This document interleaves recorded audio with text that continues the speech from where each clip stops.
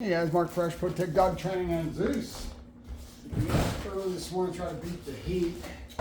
Not easy. You got a bunch of chores. Couche, good boy, good, and dogs to deal with, right? So I'm going to try to play with the box a little bit. Yep, good boy, good. Oh, good.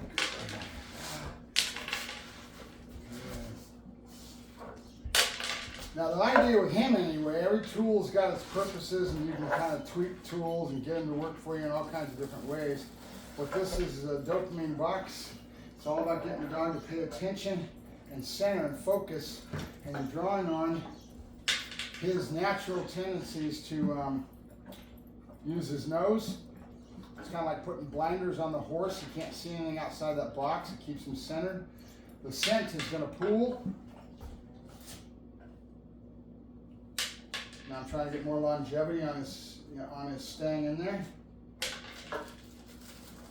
And what I want to do with Zeus with this tool, and why I wanted, because Zeus has not been raised like a lot of these kids. They're doing all those shaker cans and the bottle pits and all this pressure. They've been doing it since they're puppies, to where the dog gets so used to it, he's oblivious to it.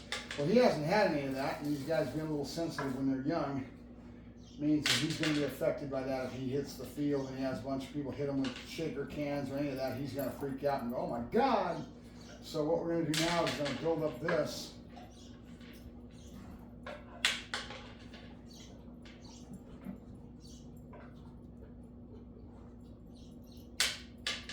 Okay, good. The idea has been conveyed. The first step of this box is to get him to want to keep his nose in it.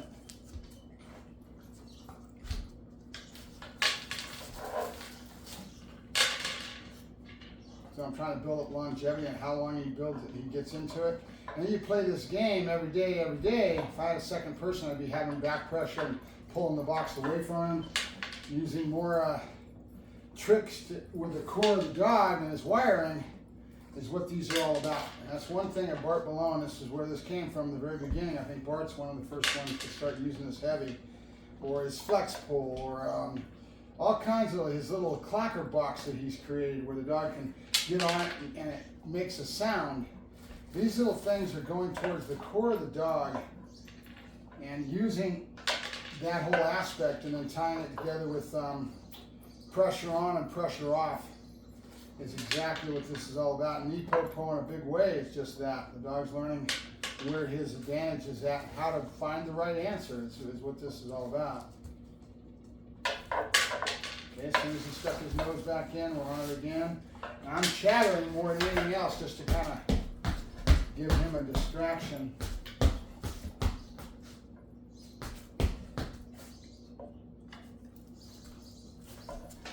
Okay, the idea there was to get him, let him go and experience it. There was a couple pieces out before that had hit the ground. So I let him pull his nose out, and then self-discovery, he figured out real quick there was no more food there.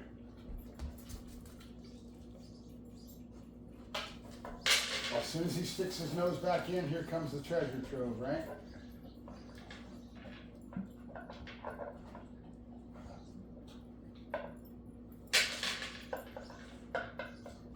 Time level, build up on time level.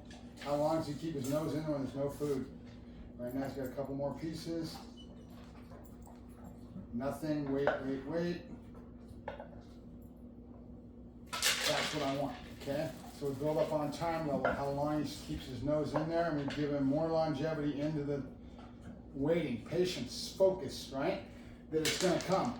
This works great for nose dogs and things because you're building their focus from a very young age when you use the box, or you build up this behavior of focusing on something and staying there and waiting for his reward. That's what they want in regards to a conditioned response, right? The dog is basically going to give a conditioned response. They use the dog's natural tendencies in the beginning, and then they start to shape and form the dog's conditioned response. Meaning, what's his alert, right? Does he sit? Is he down? What's his alert? And a lot of it's natural. The handler is going to be able to read the dog and know he's in odor. But at the same time, we're trying to build this so we have a better indication and alert that the dog is starting to show as you build the dog. Well, this is one of the first tools they use, a lot of them anyway, if they have a dopamine box, to be able to build this type of a behavior of focus. Waiting, right? And that's what I'm teaching him right now, that if he waits long enough, it's going to come.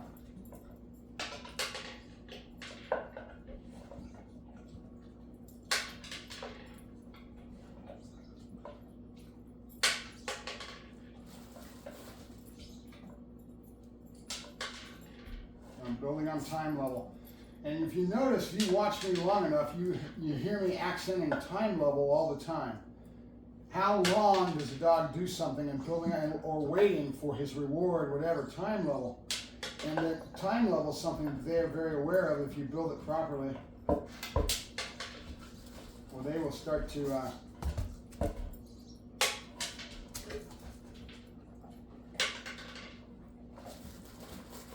I'm going to give him a nice jackpot to end it. We're done.